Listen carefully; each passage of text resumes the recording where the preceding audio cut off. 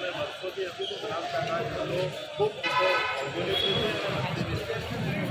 એટલે 2 જિલ્લા બને અને એ 2 જિલ્લા બન્યા એ આનંદની વાત છે, પણ દુઃખની વાત સાથે સાથે એ છે કે લોકોને વિશ્વાસ મળી જાય અને લોકોને ભૌગોલિક પરિસ્થિતિ પ્રમાણે કેવી રીતે અનુકૂળ આવે એ પ્રકારની જે લોકોની વાત હતી એ પ્રમાણે ન થયું એના કારણે કરી અને આજે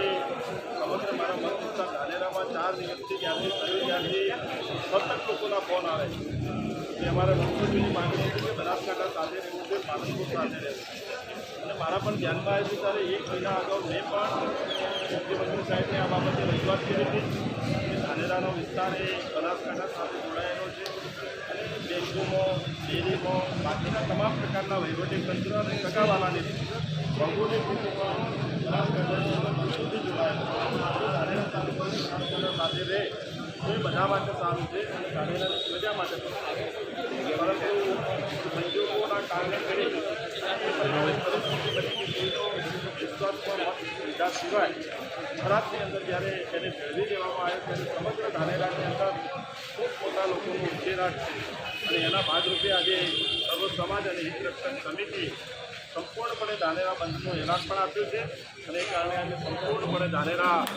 શાંતિપ્રિય રીતે બંધ પણ રહ્યું છે અને બધા જ લોકોની સરકાર પાસે એક જ માગણી છે કે અમારે બનાસકાંઠાની અંદર પાલનપુરમાં રહેવું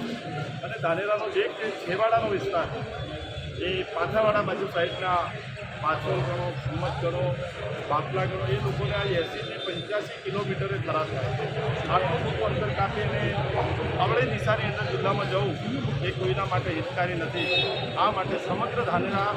વિસ્તારના બધા જ સર્વ સમાજના લોકોનો એક જ વાત છે કે અમારે પાલનપુરમાં રહેવું છે. એ માટે આજે જડબે સલાક ધાનેરા બંધ પણ રહ્યું છે અને પ્લાન્ટ ઓફિસે જઈ અને ખૂબ મોટી સંખ્યાની નિરાશોને જઈ અને આવેદનપત્ર પણ આપવા.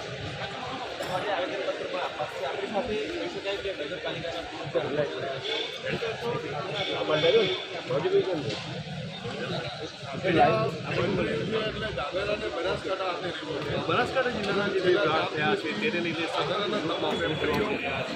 નાગરિકો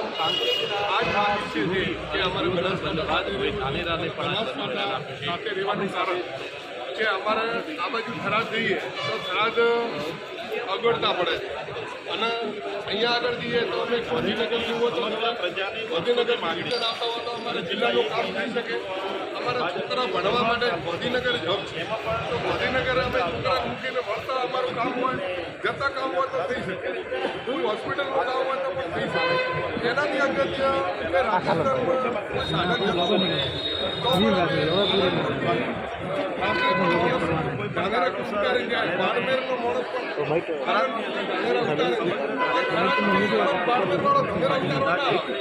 એટલે એના માટે ખાસ જરૂરી છે કે ધાનેરામાં જ રાખવું અને ધાનેરાની પ્રજા પણ આવી છે કે ધાનેરામાં રહેવું. બીજી વાત